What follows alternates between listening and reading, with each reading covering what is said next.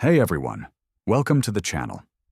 Tonight, we're setting sail into the open seas with true cruise ship horror stories.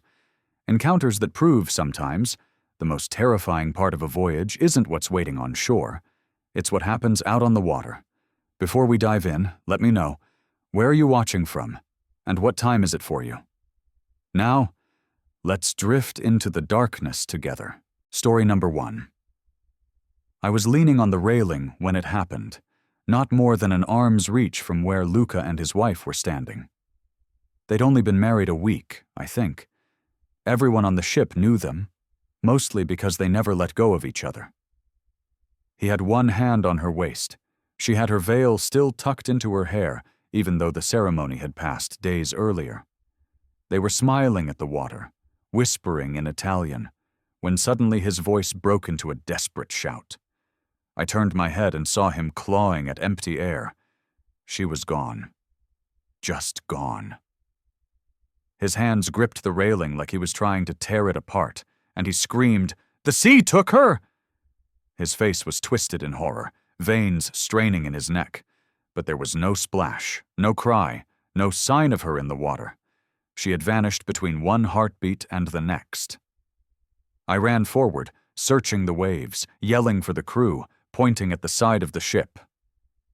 Others rushed over, leaning out dangerously far, scanning the black surface below. But there was nothing. No movement, no floating veil, just the sound of engines humming beneath us and the sick churn of the sea. I couldn't understand it.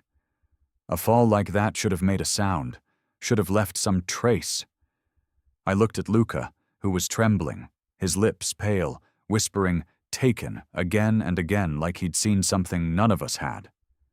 The officers came quickly, asking questions, pulling him away. I tried to tell them what I saw, or rather what I didn't see, but they looked at me with tired eyes, as though they'd heard it before. One of them muttered something in Italian I didn't catch, then turned to the crowd. "Return to your cabins, please. We will investigate." Their voices were firm, but not panicked, and I remember how wrong that felt. A young woman had disappeared before our eyes, and the men in uniform acted like it was an inconvenience, nothing more. I couldn't sleep that night. I lay in my cabin listening to the faint laughter from the bars above deck, the steady rhythm of the ocean against steel.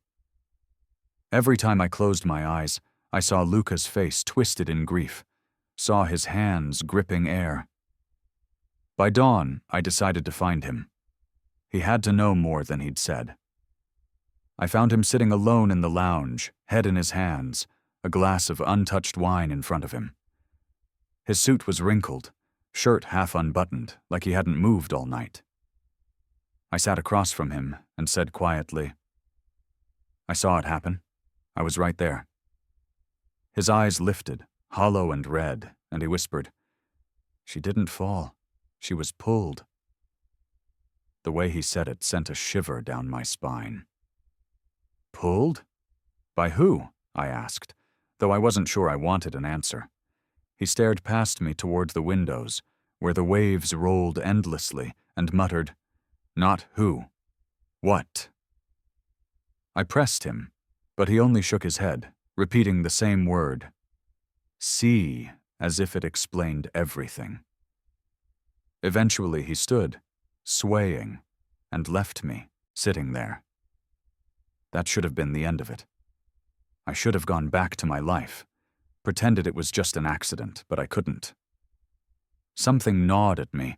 Her veil, that delicate white veil, hadn't floated away. It hadn't sunk. It had simply vanished with her. And the more I thought about it, the less I believed in accidents. Later that day, while wandering the quieter corridors near the crew quarters, I noticed a door left slightly ajar. It wasn't marked for passengers, and instinct told me to ignore it, but curiosity won. I slipped inside and found myself in a storage room stacked with cleaning supplies and spare linens. It smelled of bleach and damp metal. I should have turned around, but then I saw it. Something pinned to the wall at the far end. My chest tightened. It was her veil, unmistakably hers, the same she'd been wearing. Only now it was nailed into the wood, spread out like a grotesque display, and across its white fabric ran a dark smear of dried blood. My legs nearly gave out. I staggered backward, heart pounding so hard I thought it would burst. Who could have put it there? Why would the crew hide it? I wanted to rip it down, to carry it to Luca, to demand answers, but I couldn't make myself move closer. Instead, I fled, slamming the door behind me, nearly colliding with a steward in the hall. He gave me a cold glance, and I wondered if he knew what I'd just seen. I hurried away before he could speak. That night, I knocked on Luca's cabin door. His eyes were wild, like he hadn't slept in days. I told him about the veil.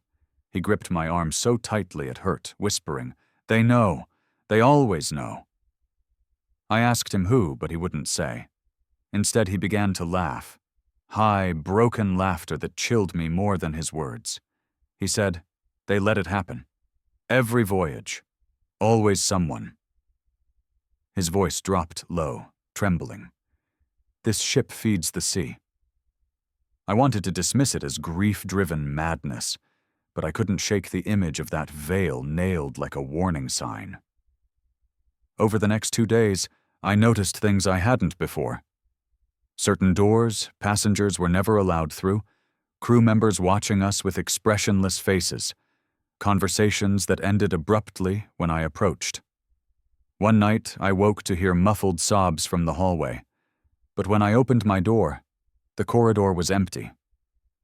On the 3rd night, I decided to return to the storage room, determined to prove to myself it was real. My hands shook as I crept through the dim corridors, listening for footsteps. The door was locked now. I pressed my ear to the wood and heard something inside, low voices, chanting in a language I didn't recognize. My blood went cold. I backed away, careful not to make a sound, and ran before they could hear me. The next morning, Luca was gone. No one would tell me where. His cabin was stripped bare, sheets tucked, luggage gone. When I demanded answers from the purser, he gave me a thin smile and said, "Your friend disembarked in Naples." I knew it was a lie. We hadn't docked anywhere. There was no way he could have left. That night I barely left my room. Every creak of the ship made me jump. I kept seeing her veil nailed to the wall, kept hearing Luca's voice whispering about feeding the sea. At some point, exhaustion dragged me into a half-sleep, and I dreamed of water filling my cabin, rising higher and higher, while pale hands clawed at me from below. I woke gasping, certain I'd felt wet fabric brush my face. When we finally reached port, I disembarked with the others, heart racing, desperate to put distance between myself and that ship. But before I left, I forced myself to glance back one last time. On the deck above, just for a moment, I saw her. The bride, veil trailing, face pale and expressionless, standing beside a crewman who gripped her arm too tightly. And then she was gone, like she had never been there. I didn't speak of it for years. Who would believe me? But even now, every time I hear the ocean, I think of that veil nailed inside the storage room, the smear of blood, and the way Luca whispered, "They always know." And I wonder how many others never truly left that ship. How many names were erased with the same thin smile the purser gave me. I tell you this because I can't carry it alone anymore. It feels like a weight pressing on me whenever I'm near water. Sometimes, when I close my eyes, I see her face, white as bone, staring at me from the dark waves. And deep down, I fear the sea didn't just take her. It marked me too. Because every night since, I've dreamed of being pulled from the railing by hands I cannot see, dragged down into silence where no one ever comes back. And when I wake, my skin smells faintly of salt. And I know, with a certainty I can't explain, that the sea hasn't finished with me yet. Before we jump into the next story, please like the video and subscribe to the channel. We really need your love and support. Story number 2. I was leaning against the railing when the scream cut through the chatter of tourists. It was sharp, panicked, and unmistakably a mother's voice. I turned instinctively, catching sight of a woman in a red coat, her hair whipping across her face as she spun frantically, calling a boy's name. People froze mid-step. A waiter holding a tray stopped dead, balancing glasses while his eyes flicked toward the commotion. I remember my stomach tightening, that ripple of alarm that spreads when you realize something isn't just a minor mishap. The boy was gone. 6 years old, she said. Blonde hair, blue jacket. He had been holding her hand one moment, and the next, he'd slipped free. The crew moved quickly at first. One of them ushered the mother aside, trying to calm her, while another asked passengers to look around nearby. I crouched down, checking beneath deck chairs, peering behind the lifeboat racks, my heart thudding harder than it should have. I wasn't related to the boy, didn't even know his family, but there was something about the rawness of her voice that made me feel involved. After 20 minutes of searching, the ship's intercom crackled, and they announced a missing child. People whispered, speculating. I heard a man mutter that the kid had probably just wandered into the arcade or fallen asleep in a lounge, but the mother's face told me otherwise. It wasn't just worry. It was terror. That night, after hours of fruitless searching, the mood on board had shifted. Dinner service was quiet, laughter subdued, as if nobody wanted to be seen enjoying themselves while a child was missing. I ate alone at a small table, pushing food around my plate, listening to the silence. The captain eventually addressed us, assuring everyone that the ship had been searched thoroughly, every corridor, every cabin. No sign. His tone was too steady, like he was reciting a line from a script. When I glanced at the mother, I saw her slump against her husband, hollow-eyed, her lips trembling. I barely slept that night. It was around 3 a.m. when I first heard it, a thin, high sound carrying faintly through the corridor outside my cabin. A laugh. Not shrill, not mocking, just the light, bubbling laugh of a child at play. I froze under the sheets, straining my ears. It came again, clearer this time, drifting just past my door. I sat up, pulse hammering, every sense on edge. I told myself it was just another passenger's kid, awake, too late, maybe playing a game. But something felt off. The ship had been buzzing all day with frantic searches. Nobody would let their child wander alone at night. I cracked open my cabin door and peered into the hallway. Empty. The carpet stretched down both sides, the faint glow of the emergency lights casting a dull sheen. And yet, the sound had been so close. I stepped out, barefoot, scanning left and right. Nothing. I waited, holding my breath, until the silence pressed so hard against my ears it almost hurt. Finally, I went back inside, locked the door, and sat awake until morning. By breakfast, I told myself I'd imagined it. Stress, fatigue. But then, later that afternoon, I overheard a couple whispering at the bar. They were talking about the same sound, laughter outside their cabin the previous night. They thought it might be someone's idea of a cruel joke, a passenger making light of the situation. But the way their voices dipped, the way their eyes darted nervously, told me they didn't believe that explanation any more than I did. The second night, I was determined to prove to myself it was nothing. I stayed up, sitting by the cabin door with a book, my ear straining for any hint of sound. Hours crawled by. Around 2:30, I heard it again. Clearer. Longer. That same giggle, as if a child was hiding just around the corner, waiting to be found. I flung open the door this time and rushed into the corridor. The sound cut off instantly. The hallway was empty, stretching into quiet distance.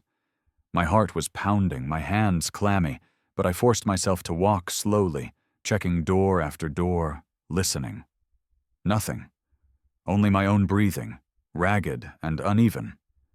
On the third day, the whispers spread. More passengers had heard it. Always at night, always in the empty corridors. A steward confessed quietly that he'd been walking the service deck when he saw a blur of movement dart past him, too small to be an adult. When he gave chase, the hallway was deserted.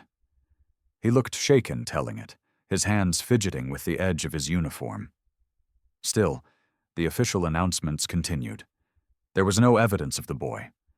The crew asked us not to speculate, not to contribute to hysteria. But hysteria was already seeping in, unspoken and heavy. That evening, I passed the mother in one of the lounges. She was clutching a small toy car, rubbing her thumb along its side over and over, like she could wear the paint off. Her husband sat stiff beside her, staring blankly ahead. I wanted to say something, anything, but I couldn't bring myself to. What could I offer? That I'd heard her son laughing in the hallways at night? That would be cruelty, not comfort. So I walked on, guilt pressing into me like a weight. That night, things escalated. I woke not to laughter this time, but to a knock at my door. 3 sharp taps. I sat upright, every nerve sparking. Slowly I went to the door and put my eye to the peephole. The corridor was empty. I waited, my chest tight. But then I heard it. A laugh right outside, so close it could have been breathing against the door. I stumbled back, my skin crawling, the sound vibrating through me like electricity. I didn't open it. I couldn't. I just stood there in the dark, fists clenched, whispering to myself that this wasn't real. In the morning, I found a small smudge on the outside of my door. A handprint. Tiny, smeared, as if pressed by fingers sticky with something I didn't want to imagine. My stomach twisted. I called a steward, pointed it out, but he looked at me with a forced smile and said it was probably a prank. His eyes didn't match his tone.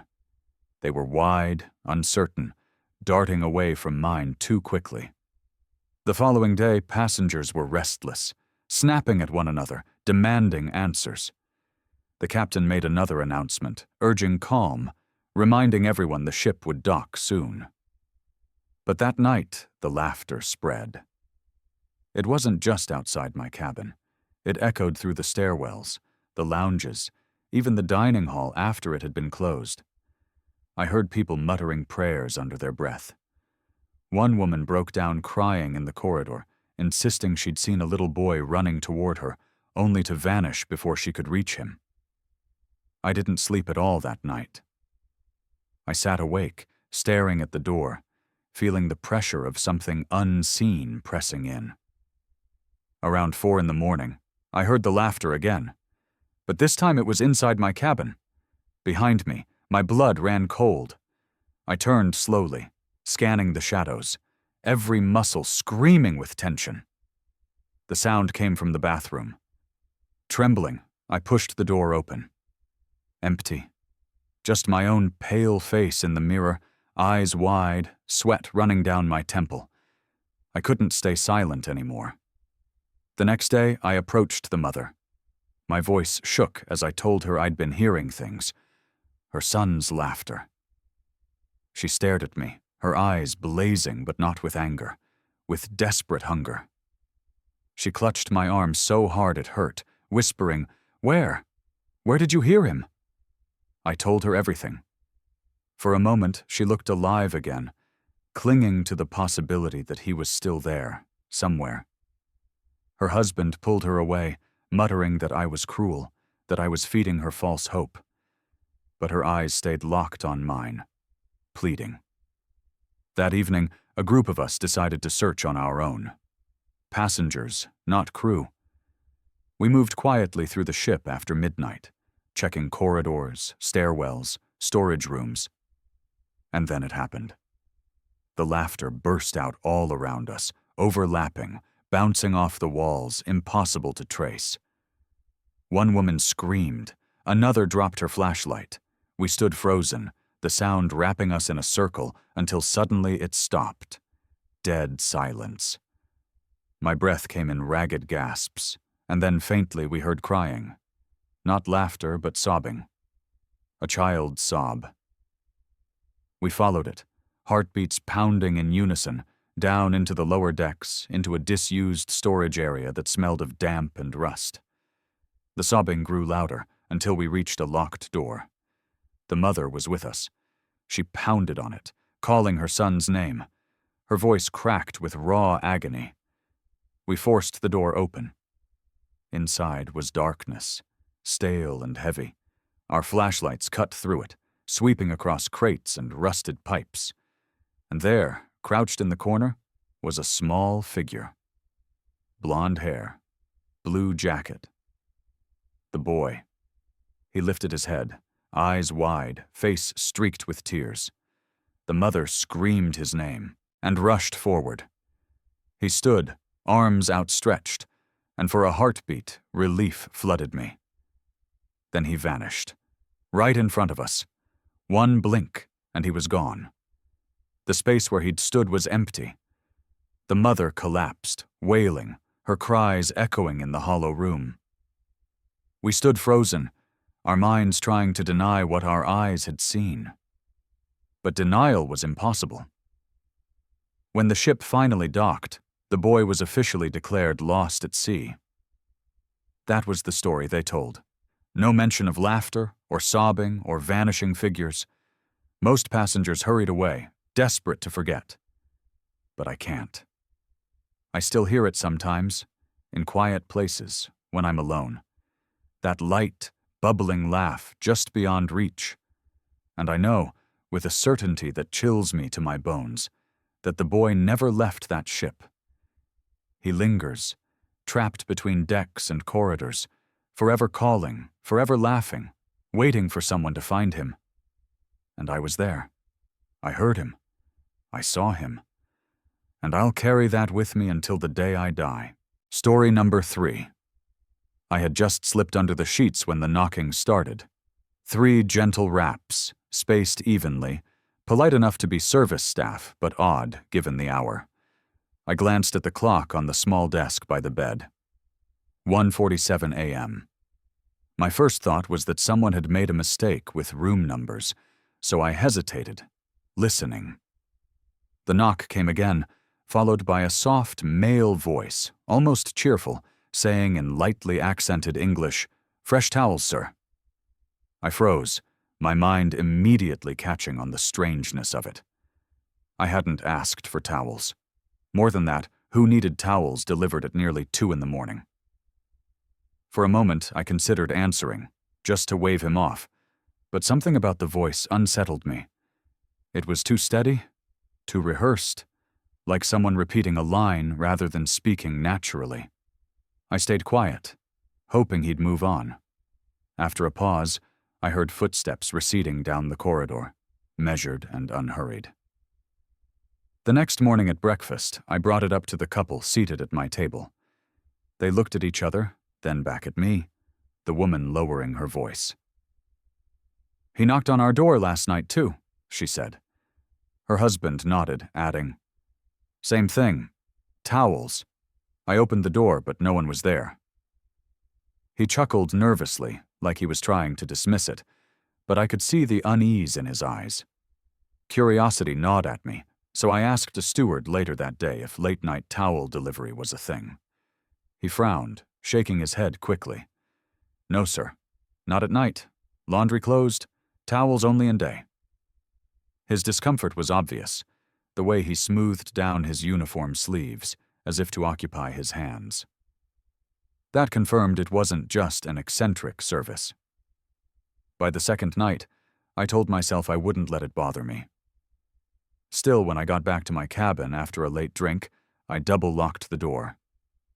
I must have drifted off because I woke with a start at 3:12 a.m. to the same knock. 3 taps, deliberate, then silence. I held my breath, staring at the door in the dim glow of the corridor, light bleeding in from the gap underneath. Then the voice came again, closer this time, as though his mouth was almost against the wood. "Fresh towels, sir." I wanted to call out, to say he had the wrong cabin, but something stopped me. The silence that followed was heavy, waiting, as though whoever it was expected me to respond. When I didn't, the footsteps began again, moving down the hall.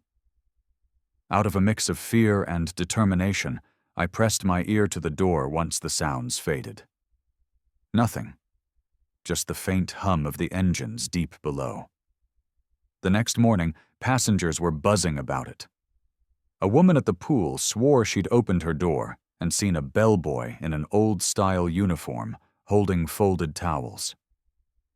"But," she said, lowering her sunglasses, "when I blinked, he was gone." Her husband laughed it off, but several others admitted they'd had the same late-night visitor. The details lined up too neatly. Always the same knock, always the towels, always the middle of the night. That evening, the captain made an announcement in his composed, slightly weary voice, dismissing the rumors. He assured us there was no bellboy service at night and advised everyone to rest easy. But the way he rushed through it, the clipped tone, made me believe he was more concerned with calming nerves than telling the truth. The third night I couldn't sleep, tension keeping me wired. I sat in the chair near the door, with the lights dimmed, determined to confront whoever was behind this. When the knock came at 2:06 a.m., it was softer this time, as though testing me. My heart was pounding so hard I could feel it in my fingertips. The voice followed, calm, unchanging. "Fresh towels, sir." I stood, my knees weak, and slowly unlatched the chain but kept the deadbolt on. I cracked the door just a fraction, enough to peer out. The corridor was empty. A chill swept through me, not just from the sight of the deserted hallway, but from what I saw at my feet. Resting on the carpet was a neatly folded towel, bright white, its edges crisp as if it had just been laundered. My throat tightened. I slammed the door shut and shoved the chain back into place, heart hammering. When I dared to look again, minutes later, the towel was gone. The following day, I tried to convince myself it was a prank, some twisted joke by another passenger. But the details didn't add up. Who carried fresh towels around at night? Who could leave one and snatch it away in seconds without being seen? My unease grew heavier, like a stone lodged in my chest. On the fourth night, things escalated. The knock didn't come at my door. It came at the room next to mine. I heard the familiar 3 raps, then the voice, muffled but still clear. "Fresh towels, sir." My neighbor, an older man traveling alone, actually opened the door. I pressed my ear to the wall, listening, but all I caught was his confused muttering. Then a strangled cry ripped through the silence, sharp and terrified. I ran into the corridor, heart in my throat, and pounded on his door. No answer. I shouted for help, attracting a steward who arrived pale-faced and sweating. When he unlocked the room, the cabin was empty. No sign of the man. His luggage, shoes, even his half-finished book on the nightstand were untouched. It was as though he'd evaporated. The official story that spread the next day was that he had disembarked at the last port in Bari. But I knew better. I'd spoken to him at dinner. He had been looking forward to the next stop. His disappearance gnawed at me like a rot I couldn't shake. That night, the knocking returned to my own door. Louder, insistent. Over and over, the same voice, never rising, never angry, just patient. "Fresh towels, sir." I sat on the floor, back against the bed, my head in my hands, whispering to myself that if I ignored it, it would stop. The knocking stretched on for what felt like an eternity. Then, silence. I thought it was over until I noticed the sound of the handle turning slowly, pressing against the deadbolt. The metal rattled lightly, a deliberate testing, as if whoever was there was reminding me how thin the barrier really was. When morning came, I considered reporting it, but the fear of being dismissed or labeled hysterical kept me quiet. Instead, I observed. I listened to the whispers among passengers. Some spoke of the bellboy by name, Antonio. They said he'd worked on a similar cruise years ago and had drowned after being ordered to retrieve luggage that had fallen overboard. The story varied in details, but always ended the same. He had died in uniform, his body never recovered. The final night of the trip was when it all came together. I had packed, ready to leave this nightmare behind, when the knock returned at precisely 2 a.m. This time, I didn't cower. I opened the door fully, heart pounding, every nerve screaming. And there he was. A young man, maybe 19, in a pressed bellboy uniform that looked decades out of date. His cap sat slightly askew, his dark hair curling beneath it. In his arms, a stack of towels, impossibly white.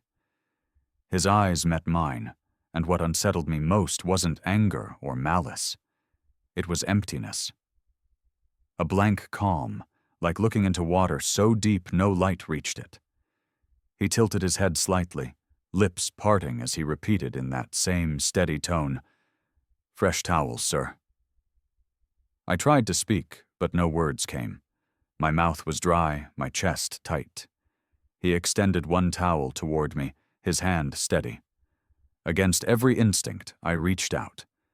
The fabric was cold, damp, and heavy, like it had been submerged in seawater. My stomach turned. I dropped it immediately, stumbling back into the room. When I looked again, the hallway was empty. The next morning, as passengers disembarked, I walked out with trembling legs. On the dock, crew members whispered over something bobbing near the waterline.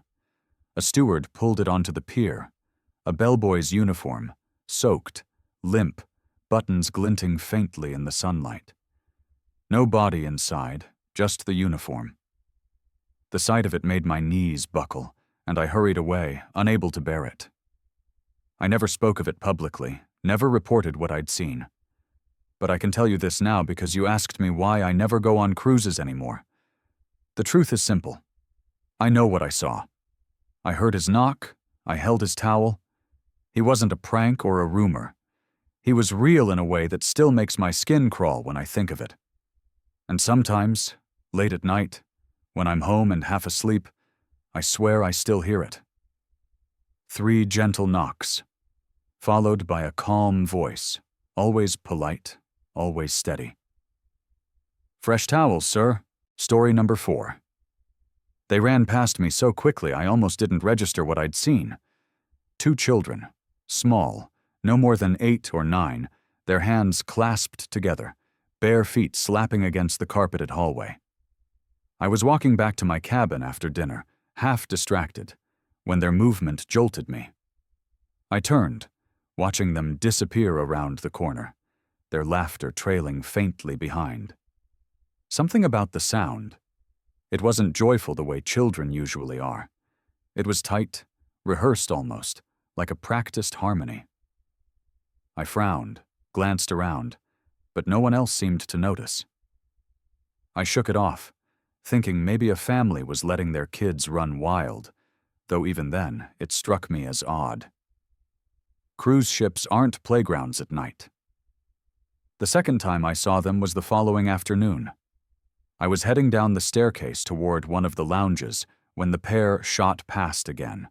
Same hand-in-hand run, same synchronized stride. This time I got a better look. Both were pale, almost too pale for children who should have been out in the sun on a Mediterranean cruise. Their dark hair framed narrow faces, and their eyes, God, their eyes, locked on mine as they passed, without breaking their run. It wasn't curiosity. It wasn't shy glances like kids normally give strangers. It was direct, unblinking, unnerving. They vanished down the corridor before I could react. I mentioned it casually at dinner to the couple I'd befriended, Martin and Elise from Belgium. They exchanged confused looks. "There aren't any twins on board," Elise said, lowering her voice. "I asked one of the staff yesterday. We noticed too. We saw them in the atrium, standing by the elevators. Both in white shirts, yes?" My stomach sank. "Yes," I said slowly. "Holding hands." She nodded. "Nobody knows whose kids they are." Martin tried to brush it off with a laugh, but he didn't meet my eyes when he did. That night, I couldn't sleep. I kept replaying the way those children had looked at me, like I wasn't a stranger at all, like they already knew me. Around 2 a.m, I heard soft footsteps outside my cabin door. I froze in bed, straining to listen.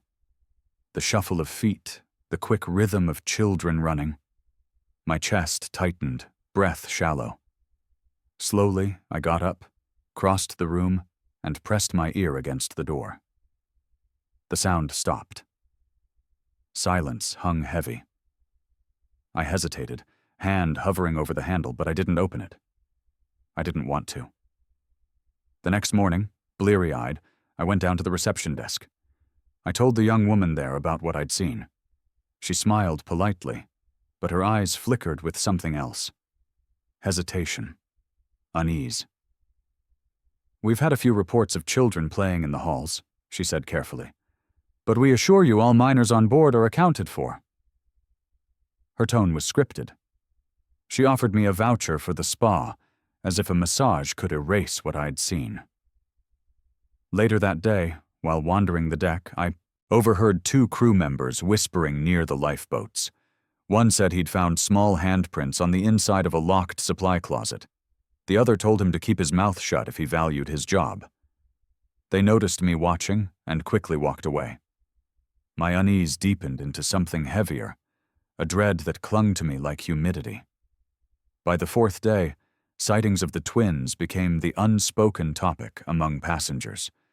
People whispered over breakfast, at the bar, in the gym. Always the same description: pale, dark-haired, dressed alike, hand in hand.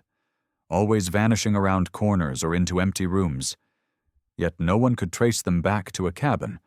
No one saw them eat with family, and no names matched them on the manifest. They were ghosts walking among us, though nobody dared to call them that aloud. That evening, Elise knocked on my cabin door. Her face was pale, lips trembling. "They were outside our room," she whispered, "just standing there, holding hands, staring at the door. We could hear them breathing." She was shaking. Martin stepped into view behind her, his jaw tight, eyes dark with something I hadn't seen before. Fear. Real, bone-deep fear.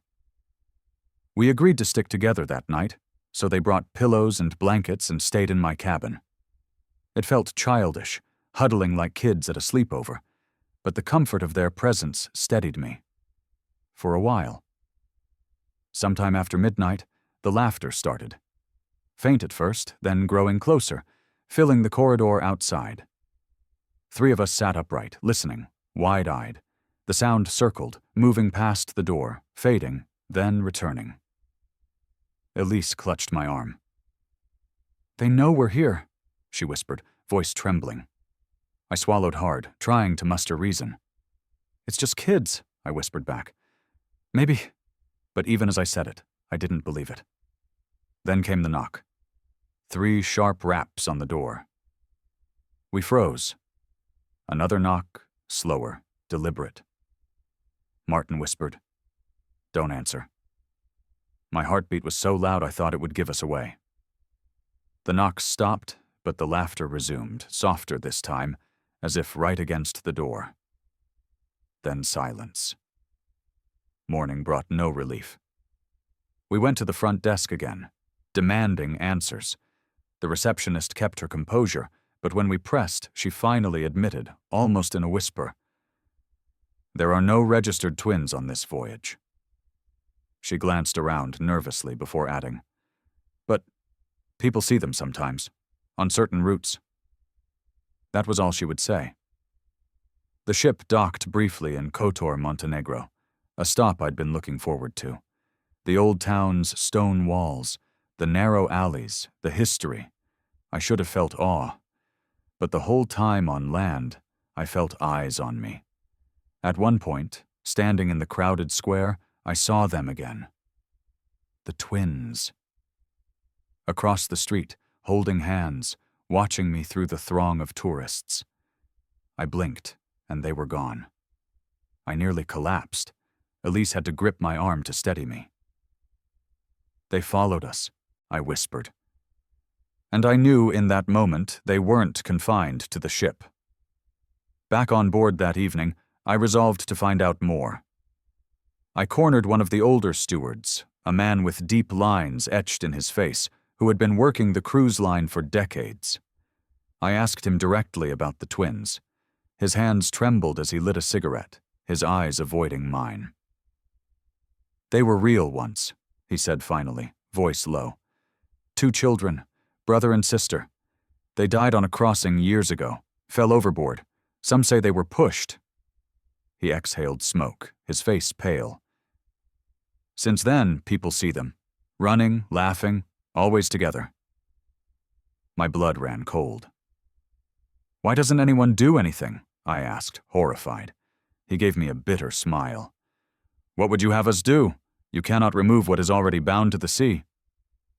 Then he walked away, leaving me shaken to my core. The last night things reached their peak. I woke to find the cabin door ajar. Elise and Martin were asleep on the floor, oblivious. My heart stuttered as I sat up. Slowly, I turned toward the door. And there they were, the twins, inside the cabin. Standing side by side, hands clasped. Their pale faces were expressionless, their eyes fixed on me. My throat closed up. I couldn't move, couldn't breathe. They took a step closer, then another. The air grew heavy, charged. I finally found my voice, a cracked whisper. "What do you want?" Their mouths opened in perfect unison, and the sound that came out wasn't laughter this time. It was a single word, drawn out, hollow. "Remember." My skin crawled, my stomach twisted, and before I could react, they vanished, gone. Just like that. The cabin was empty again, the door half open, my friends still sleeping as if nothing had happened. The next morning I felt hollowed out, raw. We disembarked in silence, each of us carrying the weight of what we'd experienced. On the dock in Kotor, as passengers scattered into the streets, I glanced back at the ship. For a fleeting moment, on the highest deck, I saw them again, hand in hand, watching. I don't know why they chose me, why they appeared so clearly. Maybe they needed witnesses, someone to remember them, someone who wouldn't let their story fade into the churn of waves and years. But I can tell you this, I will never forget. Not the sound of their laughter in the halls, not the weight of their eyes on mine, not that final word they spoke. And ever since, whenever I hear children laughing in a place they shouldn't be, an empty station, a deserted street, a quiet building, I freeze. Because I know it could be them, still searching, still running, still holding hands, bound together forever, reminding us that they were here, that they existed, and that the sea never truly lets anyone go. Which story setting scared you the most? Let me know in the comments. Story number 5. I was halfway through tightening a valve when I first noticed him scribbling again. He was hunched over a battered little notebook, the kind you could slip into a back pocket, his pencil moving in quick, nervous scratches. I asked him what he was writing, just in passing, but he snapped the book shut and gave me that odd grin of his, half pleased and half troubled. "Nothing you'd want to read," he said, and walked off toward the turbines like the machines themselves were calling him. That was the first time I realized something was off with Martin. Martin had always been quiet, one of those engineers who did his job without fuss. the kind of guy who could dismantle a pressure system in silence and have it working better than before. But on that trip, he was different. The ship was running the Halifax route, nothing unusual, a straightforward cargo and passenger cruise. We'd all done it 100 times. The difference was Martin. He had this distracted look, like he was listening to something the rest of us couldn't hear. At first, I thought it was just stress. He'd been pulling extra shifts, hanging around the engine room long after hours, sitting cross-legged near the turbines like he was meditating. I remember catching him one night, his face barely lit by the red emergency glow, lips moving silently. I asked him if he was okay, and he jumped, clutched that notebook to his chest, and muttered something about keeping track. One morning, after breakfast, he left the diary open on the bench by mistake. I didn't mean to snoop, but the words leapt out at me. Big black letters scrawled like he couldn't write fast enough. They whisper louder when the ship sleeps.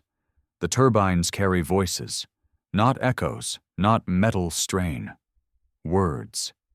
They know my name. Reading that sent a chill crawling up my spine.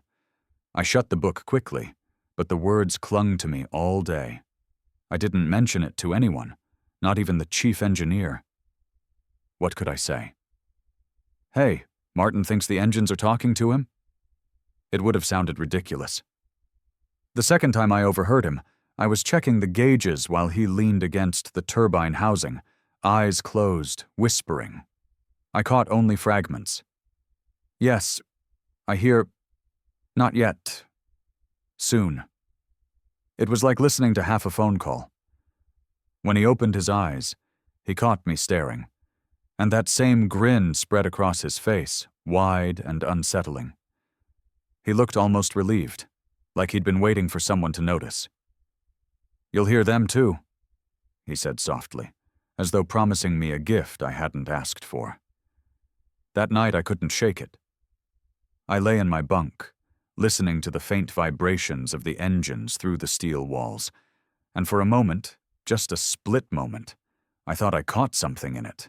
A rhythm that felt almost like speech, a cadence buried under the mechanical thrum.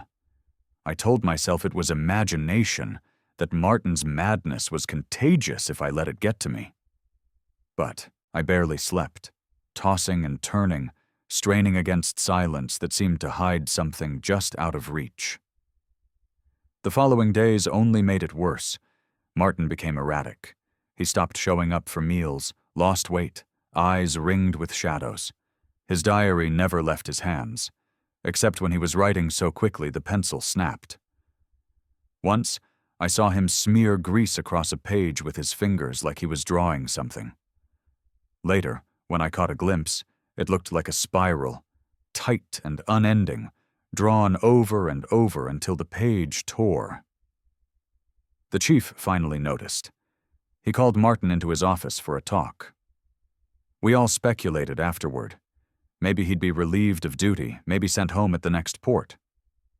But Martin came out of that meeting smiling, and the chief looked shaken. When I asked, the old man just waved me off, said Martin was under pressure, but fine. He didn't sound like he believed it himself. That evening, I found Martin standing dangerously close to the spinning shaft, notebook open, muttering frantically. I shouted at him to step back. He looked over his shoulder at me and said, "They're not dangerous. They're waiting." He tapped the side of his head. "They're in here now." And then he laughed. It wasn't a joyful laugh. It was hollow, like air whistling through an empty pipe. I started avoiding him after that. I did my work, I checked the systems, and I left the engine room as fast as I could. But even away from him, I couldn't escape the feeling. The vibrations under my feet seemed to have grown stronger. Sometimes, if I lingered too long, I could swear I heard tones weaving in patterns, like words muffled by walls. Once, I even heard something that sounded like my own name.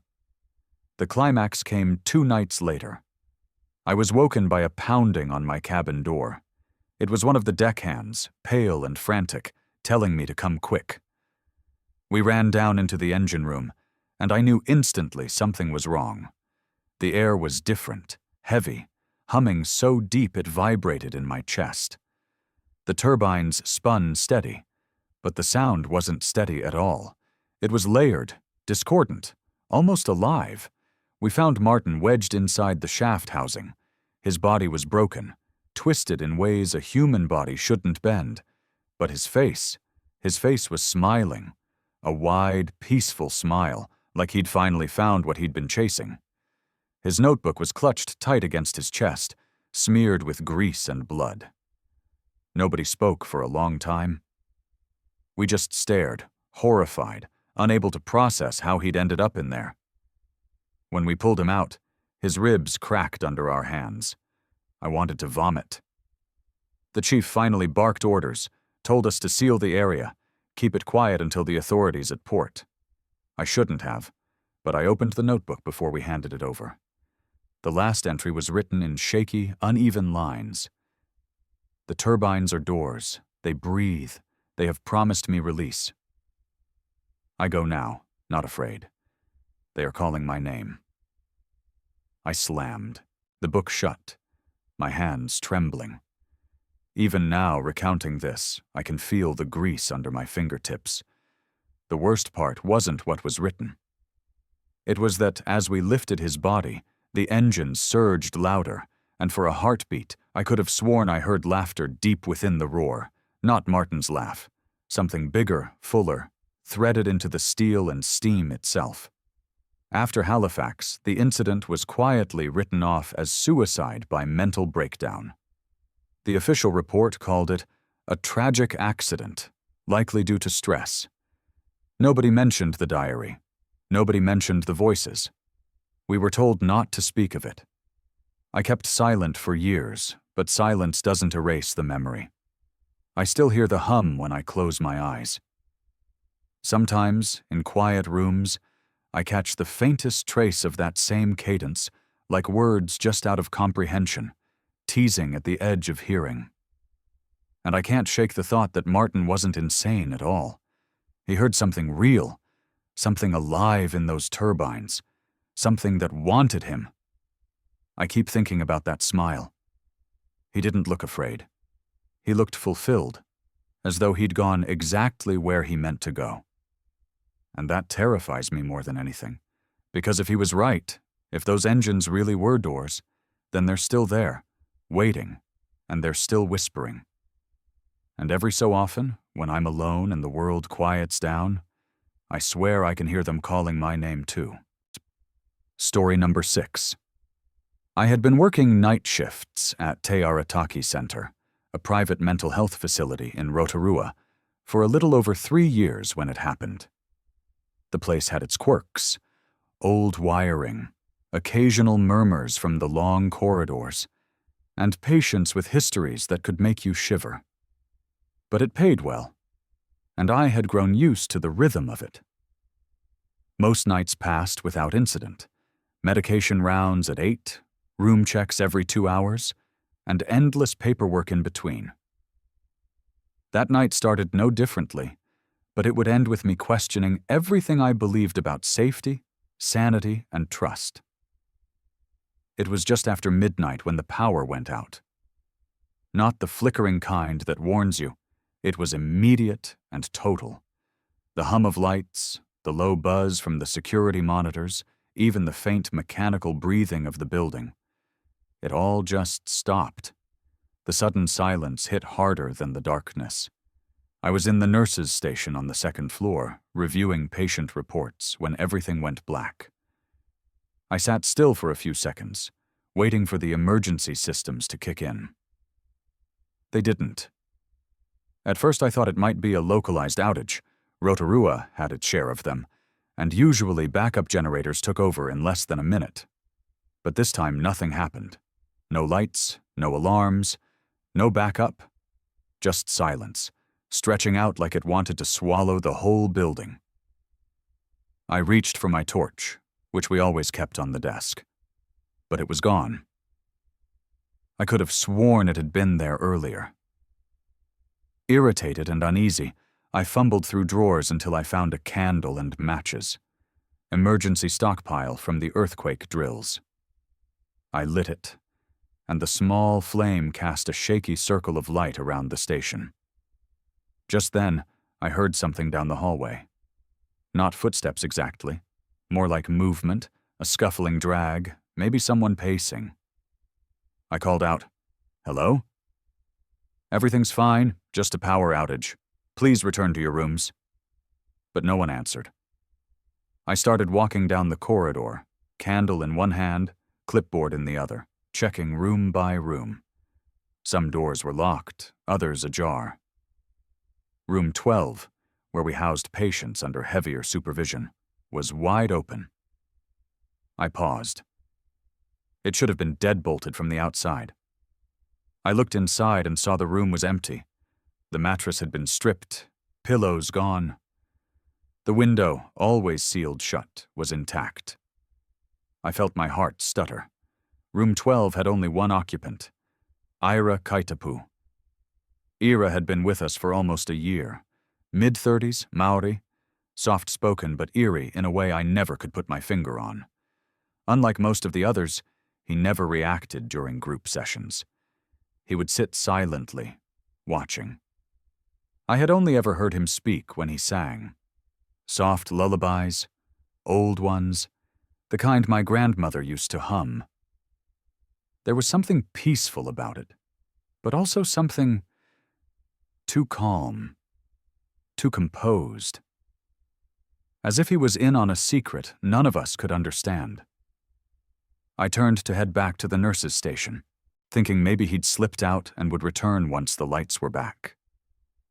That's when the scream echoed down the hallway. A woman's voice, sharp, desperate. It came from the west wing. My stomach turned cold. I ran.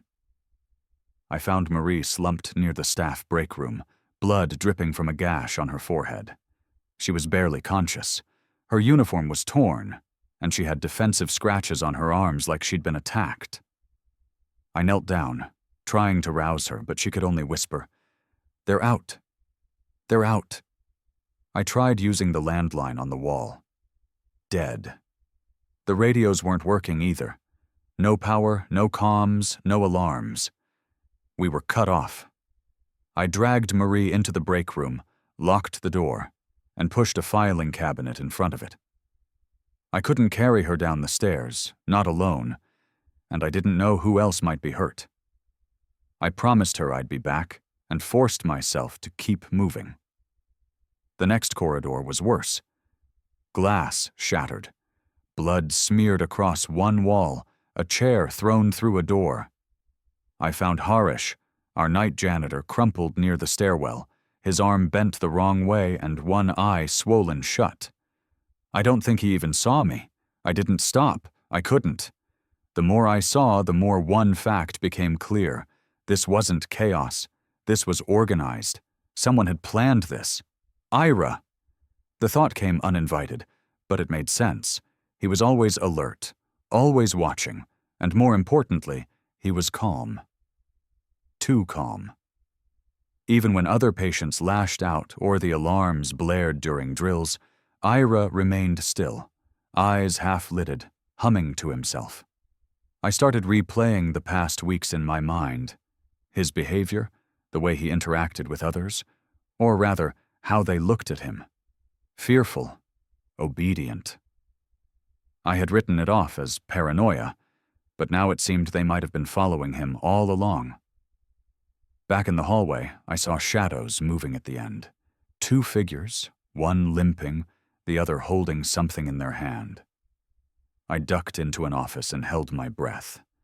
They passed without seeing me. They didn't speak, but the taller one hummed a lullaby. A quiet, melodic tune. Ira. I waited until they were gone, then sprinted to the basement stairs. If I could reach the old fuse boxes or the maintenance office, maybe I could trigger a reset. Even if the main grid was down, the manual crank for the gate was down there too. It was my only shot. I descended in near total darkness, using the faint candle as my guide, heart pounding like a war drum. The basement was even quieter. The air felt thick. I reached the panel and tried flipping breakers. Nothing. Then I heard the sound behind me. Soft humming, barely audible, but unmistakable. I turned slowly. Ira stood 10 feet away, holding a flashlight angled upward so it lit his own face from below. His expression was serene, almost tender. He wore his hospital gown like a robe, tied tight at the waist. His hands were empty, but I didn't trust that would last.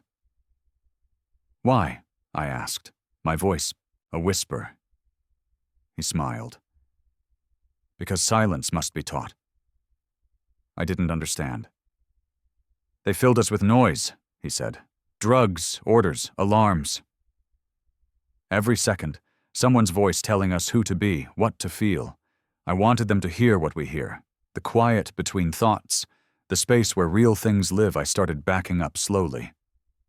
You hurt them. You planned this. They volunteered. I just opened the door. A metallic sound behind me. Someone else had come down the stairs. I turned, ready to fight, but it was Alan, our day orderly. His face was bruised, but he had a wrench in one hand and wild fear in his eyes. "Move," he yelled, and swung the wrench toward Ira. But Ira was gone. I don't mean he dodged. I mean by the time Alan's swing hit the wall, Ira wasn't there. The humming had stopped. No footsteps, no retreat. Just silence. We got the power back 15 minutes later. Some kind of regional transformer failure, they said later. Coincidence, they insisted. Nothing to do with Ira. But I knew better. In the days that followed, 8 patients were found injured. 2 staff members quit without notice. Marie was transferred to Auckland and never returned. And Ira Kaitapu? Gone. Nowhere in the building. No sightings, no records of exit, no footprints beyond the rear gate. Just vanished. The police assumed he had escaped into the forest behind the facility. Search dogs lost the trail within half a kilometer. But here's what still haunts me. 2 weeks later, I received a package at home. No return address. Inside was a cassette tape, yes, an actual tape, and a note that said, "For your silence." I played it once. It was him, singing the same lullaby. Soft, patient, slow. I've kept it in a locked drawer ever since. I don't work night shifts anymore. Story number 7. I was coiling a rope near the stern when Pedro came running up, breathless, pointing out toward the water. "There, you see it?" he said, his finger stabbing at the horizon. I squinted, wiping sweat off my forehead, and followed his line of sight. At first I thought he was joking, maybe messing with me to kill the boredom of another long watch, but then I saw it too. A tiny boat, barely more than a shadow, riding the swells 100 meters off our wake. It shouldn't have been there. We were miles from the Chilean coast, out where the sea felt endless. No fishing vessel, no merchant boat, nothing should have been trailing us. I asked him if he'd reported it. He shook his head. "Captain will laugh. Say I imagine things." He looked pale, though, his eyes darting back and forth like he expected it to vanish if he blinked. I laughed it off, or tried to. Said maybe it was another ship running parallel, only smaller and hidden by the waves. But inside, I felt a ripple of unease. Boats didn't just materialize in open water like that, and this one seemed wrong. It kept the exact same distance, never gaining, never falling behind. That night, Pedro wouldn't shut up about it. At dinner, he leaned close and whispered, "I still see it. No lights, no flag, just a shape." I told him he was spooking himself. But when I went back to my cabin later, I couldn't shake the thought. I even stepped back onto the deck before turning in, searching the horizon. And there it was.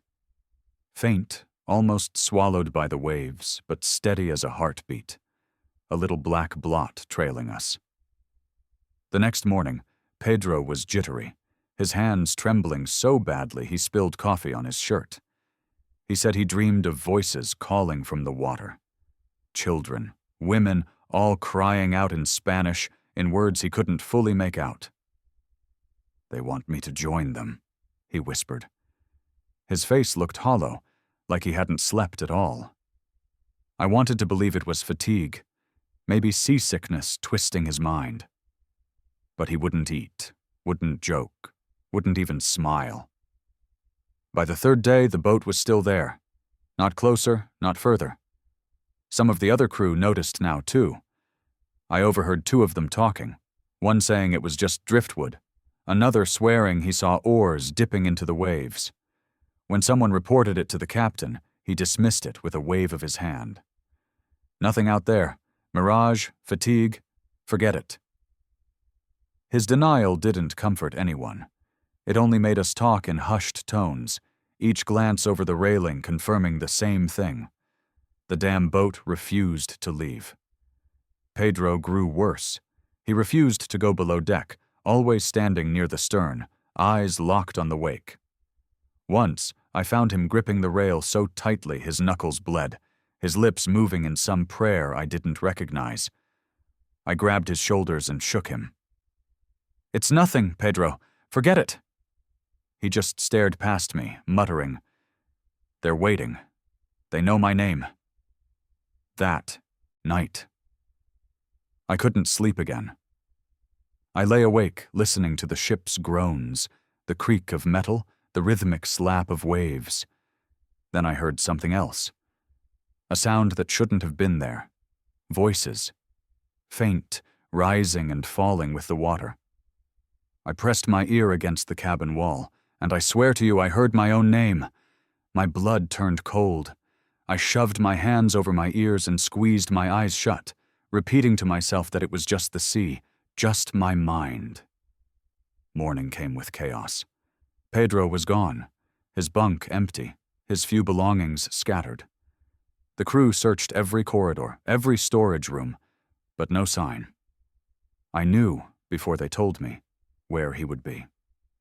We all rushed to the deck, and there he was, bobbing in the water, tied to a life buoy. His throat was slit clean across, his head tilted back, his eyes open and unblinking. The life buoy rocked gently, like it had been set there deliberately. Not tossed, not drifted. Placed. The captain ordered us not to talk. Said it was an accident. Suicide, maybe. He barked at us to carry on, to keep quiet for the passengers' sake. But the truth was too heavy. We all knew Pedro hadn't done that to himself. The knots binding him were tight, professional, the kind only a sailor would make. His face held no peace, only shock, as though he'd seen something unbearable in the final seconds. From then on, the boat was gone.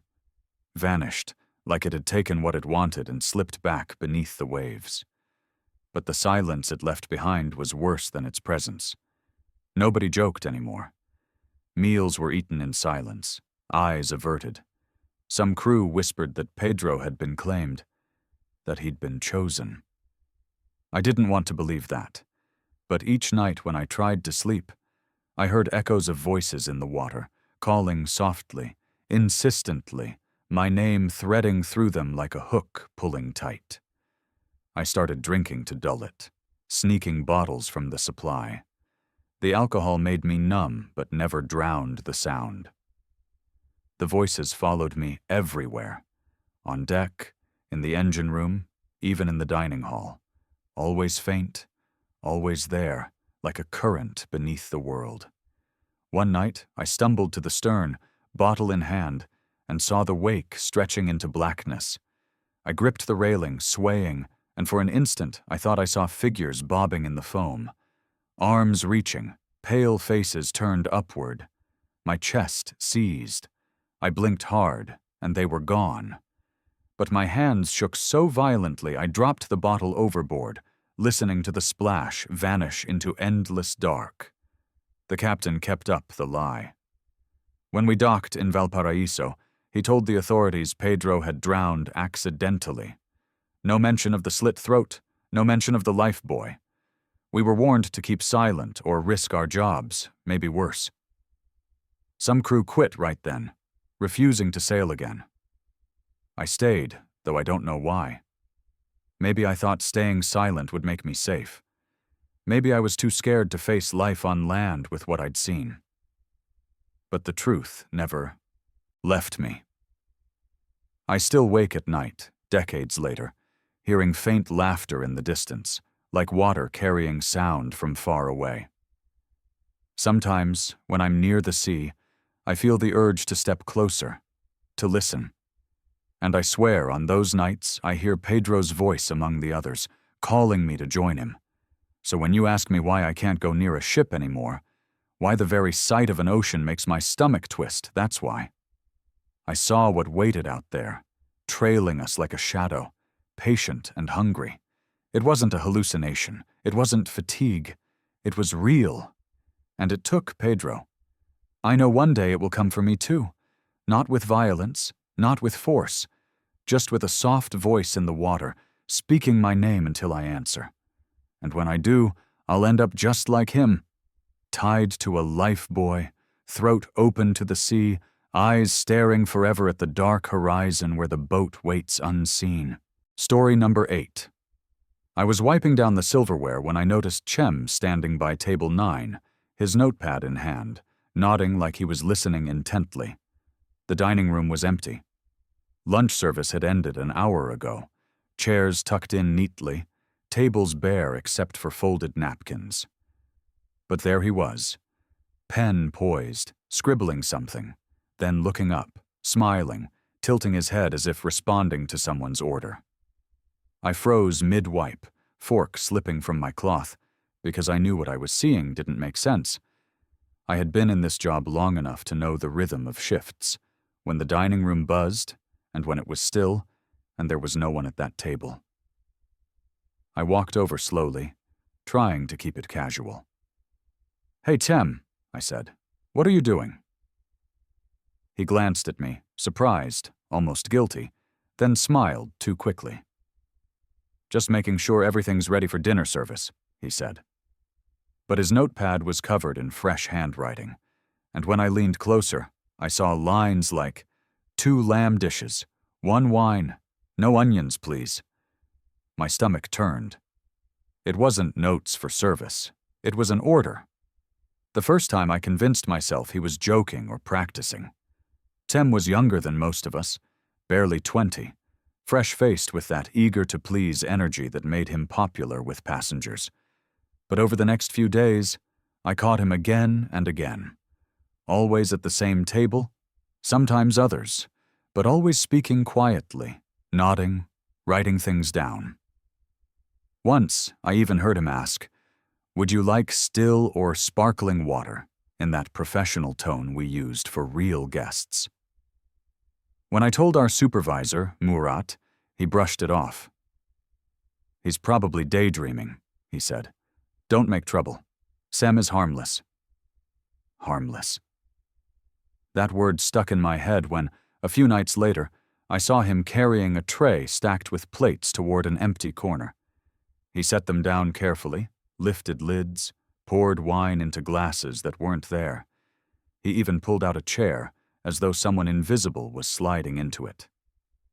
I swear to you, I felt a chill spread through me as I watched him. The way his face lit up when he served them, the way he tilted his ear like he was listening to replies. The others began noticing, too. Elif, another waiter, whispered to me that she'd seen him bow slightly toward nothing, murmuring, "Enjoy your meal." A dishwasher said he found plates in the sink with half-eaten food, though none of it matched anything we had served that night. I started keeping track. Whenever Chem worked a section, plates went missing. Cutlery, glasses, bread rolls, gone, without record. It was as if he really was serving someone, or something. I wanted to confront him directly, but part of me was scared. What if he had lost his mind? What if he turned angry? Yet he was always polite, cheerful even. Too cheerful. One night, after most of the staff had gone to bed, I walked through the dining hall to fetch something I'd forgotten.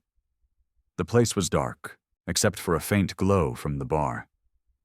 And there he was, at table 9 again. He was standing straight, tray balanced, addressing the empty chairs with such formality it made my skin prickle. I couldn't help myself. I whispered his name. He turned to me slowly, his smile fixed, but his eyes looked distant, unfocused. "They're not ready for dessert yet," he said calmly. Then he turned back as if nothing was unusual. I left in a hurry, heart racing so fast I thought I might faint. By that point, tension among the crew was rising. Some of us avoided him. Others mocked him behind his back, calling him the waiter of ghosts. But beneath the jokes, I sensed the same fear that gnawed at me. Something wasn't right. He was serving someone who didn't exist. And yet, the food, the utensils, they were being used. The turning point came a week later. It was late, after dinner service. I stayed back to help clean, trying to distract myself from the unease. From the corner of my eye, I saw him again, setting out plates. But this time, I heard something else.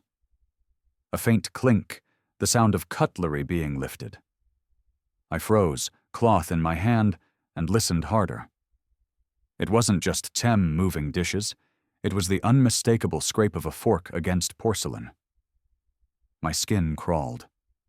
I glanced around the empty hall, my mouth dry, and then I heard it again. The faintest sound of chewing. I left my rag where it was and walked out, refusing to look back. The following morning, the captain held a short meeting, tight-lipped, telling us there had been passenger complaints about unusual activity in the dining area. He didn't mention Chem by name, but everyone knew.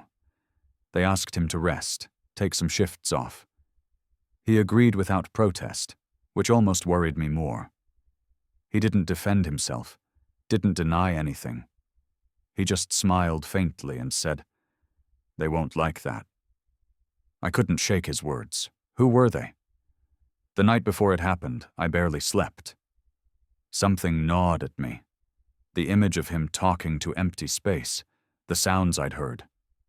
Around dawn, I decided to clear my head with a walk on deck. The air was cool, salty, quiet. That's when I saw the commotion near the pool. Crew huddled together, voices urgent, some shouting for help.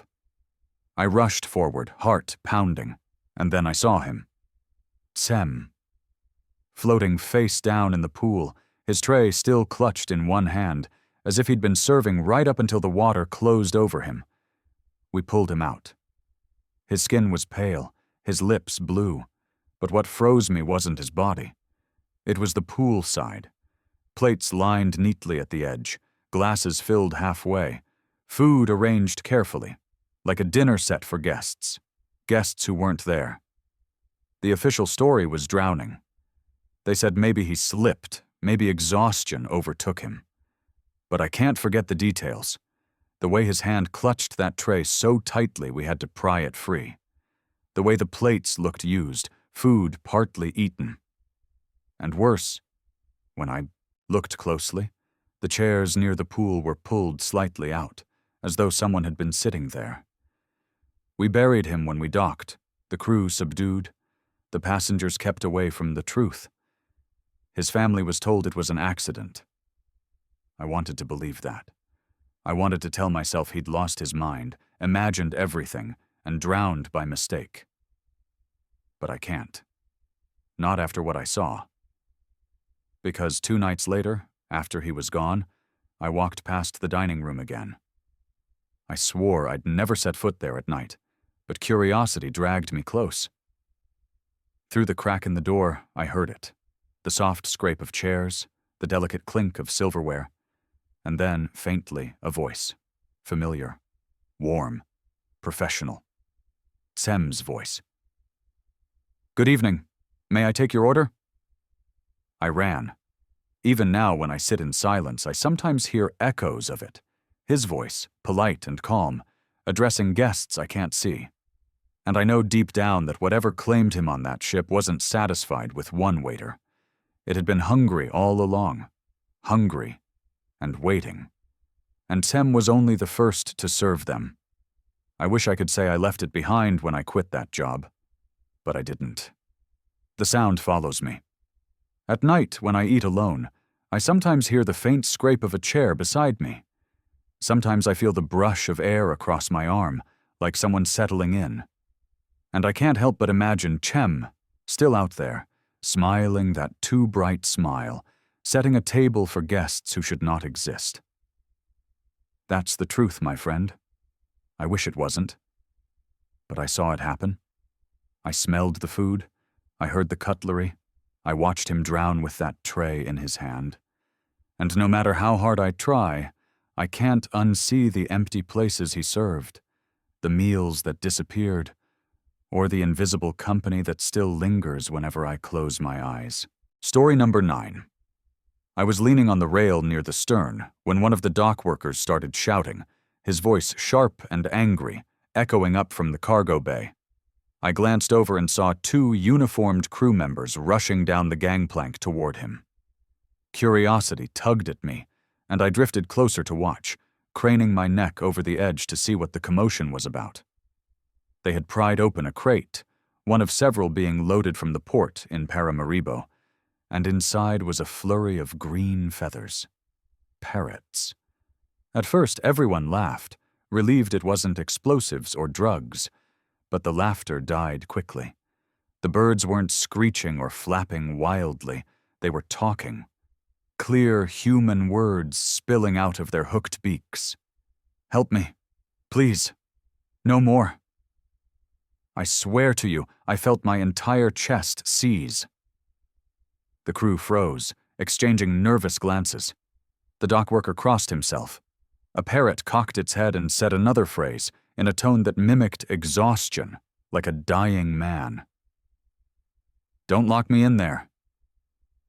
The voices didn't sound like tricks or trained phrases. They were too raw, too specific. I stood there, mouth dry, unable to make sense of it. The captain ordered the crate sealed immediately and taken below deck. He barked at us, passengers and porters alike, that there was nothing to see. But you can't unhear words like that. That night at dinner, whispers spread through the dining hall. People claimed to have heard more, different voices as the crate was moved. Someone swore they heard a woman's name. Clara. Another said one bird whispered, "Get me out." The crew told us to ignore it. Parrots were excellent mimics, and smugglers trained them to repeat nonsense to fetch higher prices. But deep down, I knew there was something wrong. I tried to sleep, but my cabin felt suffocating, and every creak of the ship made me jolt upright. Around 2 a.m, I woke to faint noises seeping through the vent above my bed. At first, I thought it was the hum of machinery. Then I recognized syllables. A voice. Soft, broken, almost crying. I pressed my ear to the vent, my breath shallow. "Tell my mother I tried to swim." The words were ragged, like someone had whispered them with their last breath. My skin prickled from head to toe. I scrambled out of bed, shoved on my shoes, and went searching. The corridors were silent, carpet swallowing the sound of my steps. I followed the direction of the noise down 2 decks, past the laundry, until I reached the storage rooms. The air smelled damp, metallic, and then I heard them more clearly. The parrots, a chorus of voices overlapping, some shrill, some deep, repeating phrases like, "Stop the water," and "They're coming." I nearly turned back, but the sound hooked me deeper. I pressed my ear to the locked cargo room door. On the other side, the parrots were not just repeating, they were conversing, answering one another. One squawked, "I can't breathe," and another replied, "Don't close the hatch." My heart pounded. These weren't random snippets. They were fragments of experiences, like the echoes of people who had lived through something unspeakable. The next morning I confronted a steward, a young man who looked like he hadn't slept either. I told him what I'd heard. His face went pale, and he hissed at me to keep my voice down. "Passengers go missing sometimes," he whispered, glancing over his shoulder. "We don't talk about it. We're told not to. But the birds—" He broke off, shaking his head violently, as if he'd said too much. He hurried away before I could press him further. At lunch, I sat near a group of Dutch tourists. One woman leaned in and said in a low voice that she'd heard her cousin's name from the parrots that morning. Her cousin had gone missing on a cruise years earlier. I wanted to dismiss it as paranoia, but the certainty in her voice was chilling. She wasn't looking for attention. She was terrified. By the third day, the atmosphere on board had shifted. People avoided the lower decks. Crew members walked with tight lips, refusing to make eye contact. The parrots' cries leaked up through the ventilation, impossible to ignore. Children asked their parents why voices were coming from the floor. And then one parrot screamed during breakfast service, so loudly that it rattled the glasses. "They threw me overboard!"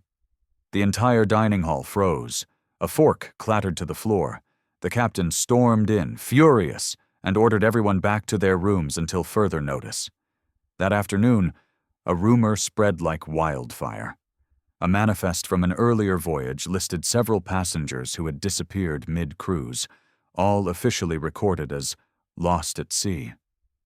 But the parrots were repeating their names now, one after another, as if reading the list aloud. I felt something in me twist with dread. This wasn't coincidence.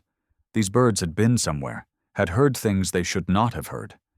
I couldn't leave it alone. That night, I sneaked down again, determined to see them myself. I slipped a butter knife from dinner into my pocket and jimmied the cargo room door until it gave way. Inside, the air was thick with the stench of bird droppings and stale water. Dozens of cages were stacked high, each with 2 or 3 parrots crammed inside. Their eyes glowed in the faint emergency light. As I stepped closer, they quieted, all turning their heads in eerie unison to look at me. My chest tightened. Then one spoke, in a trembling female voice. "I didn't want to die." Another parrot, its feathers patchy, muttered, "They locked us in, we screamed." And then, all at once, the room erupted in overlapping phrases, names, pleas, curses. I stumbled back, covering my ears, but the words pierced through anyway. "Tell them I'm still here. Don't let them take me. Cold water. Can't move." My stomach lurched, bile rising in my throat. These weren't learned tricks. They were confessions. The parrots were vessels, carrying the last words of the vanished. I grabbed one cage impulsively, desperate to see closer. The bird inside tilted its head and said, in a low male voice, "You shouldn't be here." My blood went cold. It wasn't repeating. It was speaking directly to me. I dropped the cage and bolted, slamming the door behind me, running until my lungs burned. I didn't stop until I was back in my cabin, shaking uncontrollably. I locked the door, crawled into bed, and pressed the pillow over my head, but the voices still echoed inside me. The next morning, the captain announced we would dock early. No explanation, just that the voyage was being cut short. Passengers looked relieved, but I noticed the crew's expressions, grim, watchful, as if they were hiding something bigger. I spent that day pacing, unable to eat. When night fell, I lay awake, staring at the ceiling. And then, faintly, through the vent, I heard my own name. I froze. The parrot repeated it again, perfectly in my mother's voice. Then another phrase followed. "You won't leave." My skin went ice cold. I shoved furniture against the door, heart racing so hard I thought it would split my chest. They knew me. Somehow, they knew me. By dawn, I was half mad from exhaustion. I staggered out, determined to confront the captain. I cornered him near the bridge, blurting everything. The voices, the names, the warnings. His jaw tightened, and for a moment I thought he'd explode. But instead his shoulders sagged. He leaned in, voice low. "We've tried to destroy them, drown them, burn them, but they come back, always in cargo from this region, always with more words." His eyes were flat, hopeless. The parrots don't just mimic, they carry the dead. When we finally docked in Paramaribo, customs officials were waiting. The crates were seized, hauled off under tarps. The parrots squawked as they were dragged down the gangplank. One of them shrieked, "Don't leave me here!" The sound still claws at me. Passengers hurried away, desperate to forget. But I stood frozen, watching until the last crate disappeared from sight. That was decades ago, and I've never taken another cruise since. I can't even step into a pet shop without feeling my skin crawl. Sometimes, when I'm alone at night, I hear faint echoes, phrases not my own, whispers brushing against my ear. I tell myself it's memory, stress, imagination. But deep down, I know better. The parrots remember.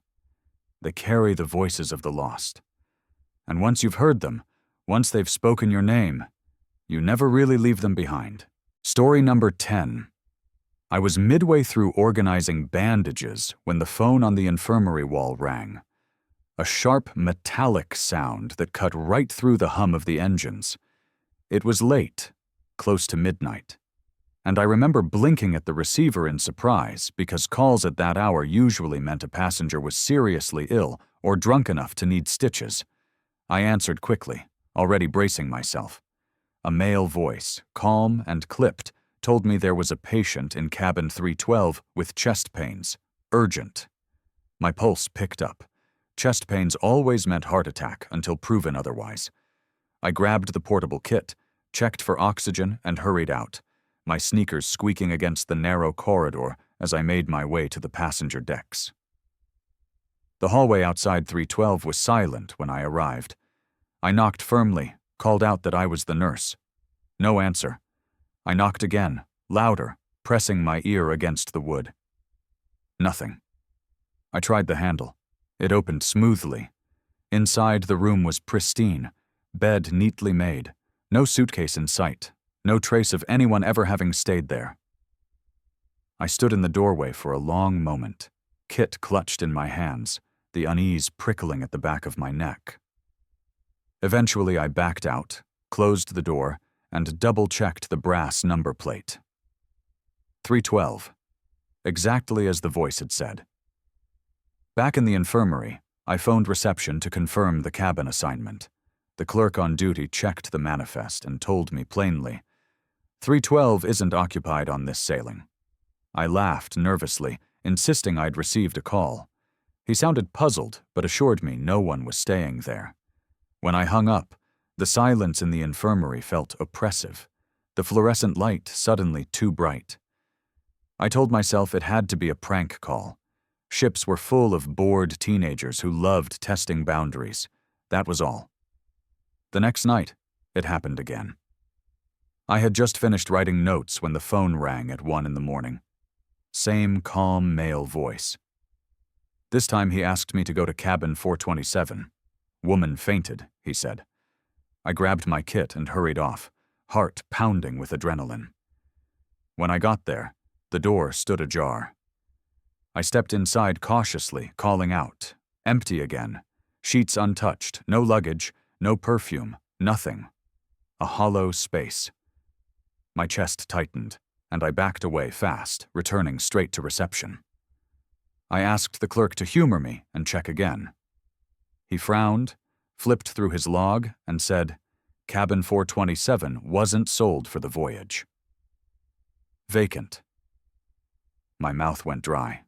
I tried to brush it off the next day, but the disquiet followed me everywhere.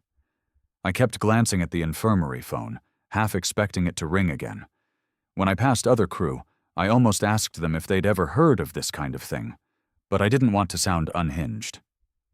Still, by the third night, I was on edge, heart racing before the phone even rang. And it did, right on cue, 2:12 a.m. this time. The voice again, steady, almost too steady. Cabin 509. Man bleeding badly, hurry! I didn't want to go. Every fiber of me resisted, but duty pushed me forward. I walked fast, kit swinging in my hand, pulse roaring in my ears. When I reached 509, I stood there staring at the door, paralyzed. Slowly I opened it. The air inside was cooler, stale somehow. The bathroom door was shut. I stepped toward it, the tiles faintly damp under my shoes, though I couldn't see any source of water.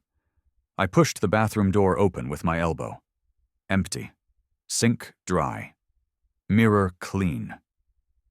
But on the counter sat a folded towel with a faint, dark stain in the center. My throat tightened. I left in a rush, slamming the cabin door and running back to the medical bay. Sleep became impossible after that. I started drinking coffee late into the night just to stay alert, scribbling more notes than necessary, trying to tether myself to reality with paperwork. But the phone kept calling. Always the same voice, always a different cabin, always empty. My hands trembled when I picked up the receiver, but I couldn't ignore it. Something about the way he spoke made it feel like an order, not a request. Finally, I confided in Anna, a steward I trusted. She frowned and said, "Those cabins? They're sealed. Not booked anymore. Too many incidents." She didn't elaborate, just shifted uncomfortably, and told me to let it go. But how do you let it go when you're the one being summoned every night? When you're the one opening doors to rooms that shouldn't exist in any active sense, but do? On the 7th night, exhaustion broke me. I answered the phone with my voice cracking, begging whoever it was to stop. The silence stretched a second longer than usual. Then the voice said, softer this time, "You must come. You are expected." My hands shook as I wrote down the time in the medical log, forcing myself to document every detail. If I lost my mind, I wanted proof it had happened. That night I walked slower, dragging my feet toward cabin 614. The door was half open already, light spilling faintly into the hallway, though no lights were on inside. I stepped across the threshold, breath shallow, and for the first time, I wasn't alone. A figure sat on the bed. I couldn't make out details, just the pale outline of a man hunched forward, hands clasped. My heart thundered. I said, "Sir, do you need help?" He didn't move. The silence pressed so hard it was painful. I blinked once, twice, and the bed was empty. Sheets smooth. I stumbled backward, hitting the doorframe, my breath ragged. The following morning I went straight to the purser, demanded answers. His expression hardened, and he told me firmly to stop chasing ghosts. These things happen on long voyages. Fatigue, hallucinations. You're tired. I wanted to scream, but instead I nodded, biting my tongue. That day, I resolved to quit after the voyage. But quitting wasn't in the cards. On the last night, the phone rang again. I didn't want to answer, but my hand lifted as if compelled.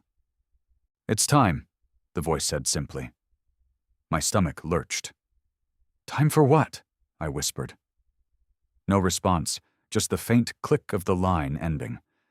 I wrote the words in the logbook, summoned one last time, and grabbed my kit.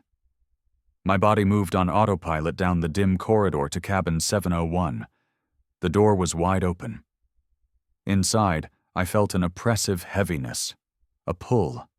My hands grew cold, and the edges of my vision darkened. A child's cough echoed faintly, followed by a man's groan, then a woman's sob. The sounds layered together, forming a chorus of need. My breath caught as I stepped further inside. The room felt alive with presence, shadows pressing close though no figures stood there. My pulse slowed, my fear strangely dissolving into resignation.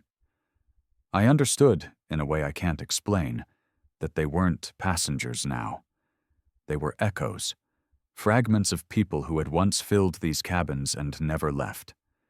And I, the nurse, had been chosen to answer their calls, to tend to their endless suffering. The air wrapped around me like water, heavy and inescapable. I remember setting my kit down carefully, as though I really was preparing to treat someone. Then the door closed behind me with a soft click. That's where it ends, at least in the memory I can share. Because when they later searched for me, they found the infirmary locked from the outside, logbook open with the final entry, but cabin 701 was bare and sealed. No one saw me leave, no camera caught me in the corridors, and yet I know where I went. So when you ask why I don't work ships anymore, why I flinch at the ring of a phone late at night, it's because I still hear that calm voice sometimes, faint and steady, calling me back. And I know that one day I won't resist. One day, I'll have to answer again. Story number 11. Plates were shattering on the floor, and people were collapsing all around me. I was halfway through my meal when the first man at the table next to mine went stiff, his fork clattering from his hand as he fell sideways. His wife screamed, and then it spread like fire, another guest choking, another sliding out of his chair, bodies writhing across the elegant dining hall. I pushed my chair back so fast it tipped, my knees knocking against the table, my own breath catching in my throat as I tried to make sense of what I was seeing. "Poison," someone yelled. "The food! Don't eat the food!" My stomach clenched hard, and I shoved my plate away, bile rising in my throat at the sight of it. Crew rushed in, trying to help, but there was no order to it. Some passengers vomited violently into napkins, others clawed at their throats, their eyes bulging with panic. The polished room that just minutes before had been filled with soft laughter and clinking glasses was now chaos. I remember gripping the edge of the table so tightly my knuckles hurt, watching a woman in a green dress convulse at her seat, foam dripping from her lips. That sound, the choking, the guttural heaving, still clings to me. I thought I might be next. I thought I was going to die there. When the doctors and officers finally managed to clear the room, we were herded into the lounges, shaking, whispering, waiting for an explanation. They told us it had been the dinner. They suspected the chef. Whispers passed between us, eyes wide with fear and outrage. The man in charge of our meals, our comfort, had poisoned us? But when a steward leaned close to another, I overheard something that made my skin crawl. Something they weren't saying publicly. They couldn't find the chef. He hadn't been in the kitchen at all that evening. That detail gnawed at me as the hours dragged on. The next morning, I couldn't stop myself from asking questions. I cornered one of the servers, a young guy with pale skin and shaking hands. At first, he brushed me off, but finally he muttered, "Monsieur Delatour hasn't been here for days. He wasn't in the kitchen." I frowned, confused. "Then who cooked last night?" He just shook his head, eyes darting as if someone might hear him, and walked away. That answer, or lack of one, sat heavy in my chest. By noon, the captain gathered us again. 6 passengers were dead. Dozens were ill. The crew had locked the kitchens, and police would be waiting when we docked in Saint-Malo. But there was one thing I couldn't ignore: the way the officers avoided questions about the chef. They blamed him outright, but nobody could say they had actually seen him in the past week. And still, the meals kept being served. Every night, dinner appeared as if nothing was wrong. That evening, I made a decision. I skipped the dining hall and instead walked the service corridors, the ones passengers weren't supposed to use. They smelled of detergent and grease, the hum of machinery vibrating through the narrow walls. I told myself I just wanted to see the truth, to understand. But really, I think I already knew something was wrong, deeply wrong, and I couldn't sit still while everyone else pretended it was fine. At the kitchen doors, 2 guards stood posted. I slipped past when they left to deal with a shouting passenger. Inside, the air was hot, the surfaces gleaming, pots lined neatly. Too neat. No sign of frantic activity, no piles of scraps, no cooks rushing. Just plates. Rows of them, perfectly arranged, each covered in silver domes. I lifted one, heart pounding. The food was already plated, steaming as if it had been set out seconds before. But the room was silent. Empty. Nobody there. Then I saw it. On the counter at the far end, the kitchen logbook. I flipped through it with shaking hands, the pages smudged with grease and pen marks. The last entry under the chef's name, Delatour, was dated 4 days before the poisoning. After that, blank. My throat went dry. Who had been cooking? Who was preparing these meals? My breath quickened, and suddenly I felt like I wasn't alone. A faint scrape echoed from behind the storage doors. I froze, pulse hammering in my ears. Slowly, I edged closer, the sound growing, metal dragging against metal. I pushed the door open. Darkness inside, rows of shelves stacked with supplies. And then, faintly, the smell hit me. Not the rich aroma of herbs or broth, but something sour, rotten. My stomach turned. I stepped back, ready to leave, when a voice rasped from the shadows. "You shouldn't be here." Low, strained, almost inhuman, my body locked up. I stammered, "Who's there?" Silence, just the hum of the freezers, then movement. A figure, hunched and pale, emerged from behind the shelves. His uniform was stained, torn, his eyes sunken deep into his face. Recognition hit me like ice water. It was Delatour, the chef, or what was left of him. I backed away, my hands trembling. "They said you disappeared." His lips twitched in a smile, but it didn't reach his eyes. I never left. His voice was cracked, brittle, as though every word cost him. They wouldn't let me. My back hit the steel counter, and I realized with dawning horror what he meant. The meals had been prepared without him. And yet here he was, half dead, filthy, as though he'd been locked away. "People are dying," I whispered, his head tilted, the smile widening. "They want more than food. They're hungry. Always hungry." His hand, shaking, lifted to point at the plated meals. My chest tightened, dread sinking into me. "Who?" I asked. The answer was a whisper that clung to the air like smoke. "The ones below." Before I could say more, the door behind me slammed open, and 2 officers stormed in. They grabbed me, hauling me back, shouting questions. When I pointed, Delatour was gone. The shelves stood empty, only the sour smell lingering. I tried to explain, tried to tell them what I'd seen, but their faces hardened. They didn't believe me. They called me hysterical, told me to return to my cabin. That night, I didn't sleep. The walls seemed to thrum, a low vibration rising through the bed frame. I thought I heard whispers in the pipes, words in a language I couldn't understand.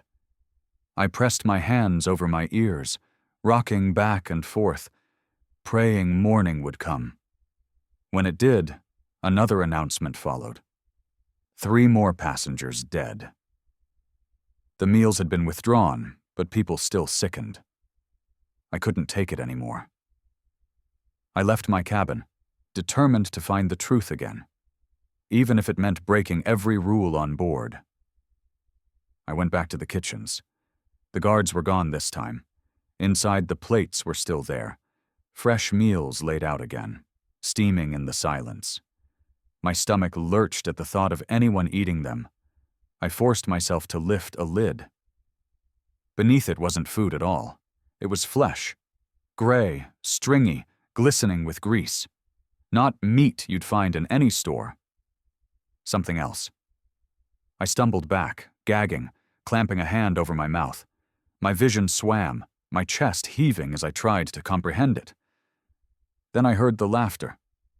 Soft, gurgling, not from any human throat. From beneath the floor. I ran. I didn't stop until I was back in my cabin, shaking so hard I could barely fit the key in the lock. My reflection in the mirror was pale, eyes wide, lips trembling. I knew what I'd seen. I knew what we'd been fed. But who would believe me? The officials wanted it silenced, the crew avoided my eyes, and the other passengers clung to any lie that kept them calm. When we docked at Saint Malo, ambulances lined the port. The dead were carried out, covered in sheets. Survivors stumbled onto land, weak and pale. The police questioned us, but when I tried to tell them, they only nodded stiffly, writing notes without looking at me. Delatour, they said, had abandoned his post and vanished. That was the official line. Nothing about the food, or the flesh, or the whispers in the pipes. I can't forget, though. I can still taste the first bite I took that night before the chaos began. The way the texture seemed slightly wrong, though I pushed it aside at the time. I can still hear the scraping in that storage room, his voice rasping that he never left. And worse, I can still feel the vibration under the floors of that ship, the gnawing hunger of whatever lived below, waiting for its next meal. Sometimes, when I close my eyes at night, I see those silver domes lifting one by one, steam rising, and I hear the gurgling laughter again. I know they'll keep feeding it, whatever it is, and I know I was only one bite away from joining the others. Story number 12. She raised the bow and placed it against the strings, and the chatter in the lounge hushed almost instantly. I remember the way she stood, small and fragile-looking in her white dress, maybe 9 or 10 years old at most, with her parents seated proudly in the front row. I didn't know her name then, only that the staff had announced her as a young prodigy, giving a short performance for the passengers. Her bow drew across the strings, and the sound was sweet, trembling at first, then steady, filling the room in a way that made everyone lean forward. I'd been half bored with my drink, but within seconds I was captured, like everyone else, by the simple beauty of a child's music at sea. But halfway through her second piece, it happened. Her hand stilled, her bow faltered, and she looked past the audience, past all of us, toward the back of the room. Her expression changed, soft and bewildered, almost like she recognized someone. She lowered the violin slowly, and without a word, she stepped down from the little platform stage. Her parents started forward, confused, but before anyone could stop her, she walked straight between the rows of chairs and out through the side door. The violin was left on the stage, bow dangling loosely. At first, we all thought she was ill. Maybe stage fright had struck suddenly. Her mother rose, calling her name, hurrying after her. But a minute passed, then another, and the murmur of unease spread like a ripple. A steward entered the lounge, whispered with the father, and then left quickly. The violin remained where she had set it, the strings humming faintly from the interruption. It felt wrong, like an unfinished sentence hanging in the air.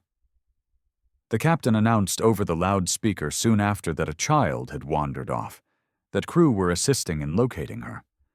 They tried to keep everyone calm, but there was a crack in their voices, a tension too sharp to ignore. I found myself leaving the lounge, drifting through the corridors with others, as if maybe my eyes could help where theirs had failed. People peeked into cabins, checked stairwells, even looked behind service trolleys. Nothing.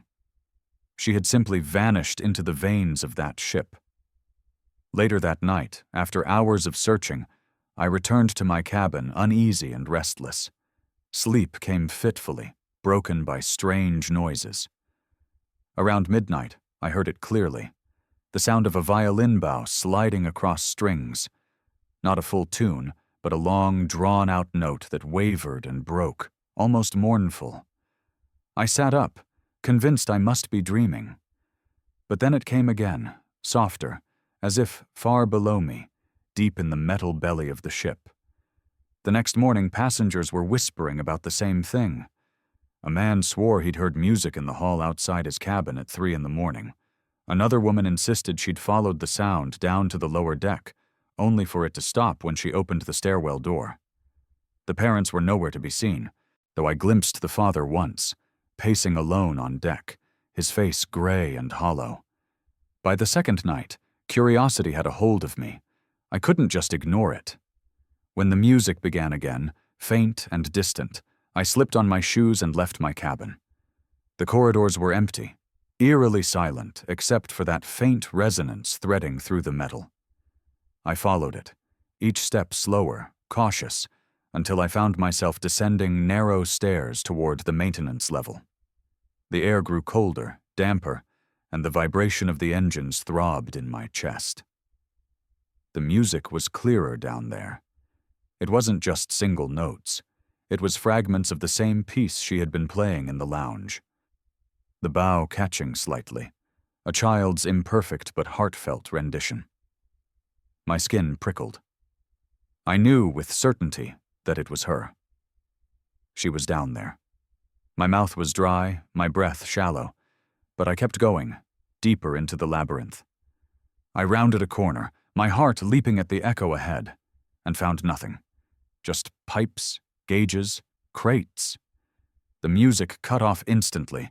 The silence was deafening, pressing in on my skull. When I returned to my cabin, shaken, I swore I wouldn't do that again. But the following day, the talk among passengers grew stranger. Some said they saw the girl standing at the end of corridors, holding her violin again. One man claimed he saw her reflection in a porthole glass, though she wasn't behind him.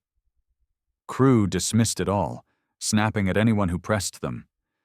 The official line was that she'd gone overboard unnoticed. But that didn't explain the violin still sitting in the lounge, untouched, or the music that bled through steel and water in the dead of night. The third night was the worst.